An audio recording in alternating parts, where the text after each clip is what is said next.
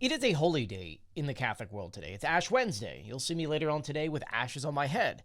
But today, the Vatican and the Pope picked today as the day to announce that the Pope will not be joining Donald Trump's Board of Peace. And that's something big. Let's talk about it. The official announcement came from the Vatican Secretary of State that said to reporters the Holy See will not participate in the Board of Peace because of its particular nature, which is evidently not that of other state.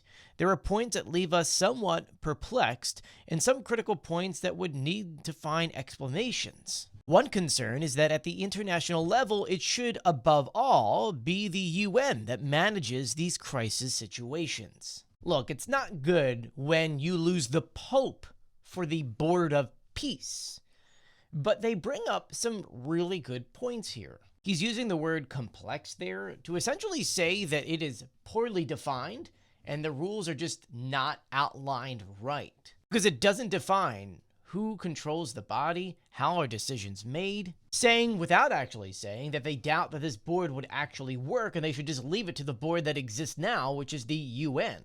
And for those who are religious, you would understand that them rejecting it today is truly like a sign that I don't think Trump will understand. Because one phrase you're going to hear a lot, especially if you're a Catholic, is that you are dust and to dust you shall return. And that's supposed to remind you that life is temporary and life is very sacred.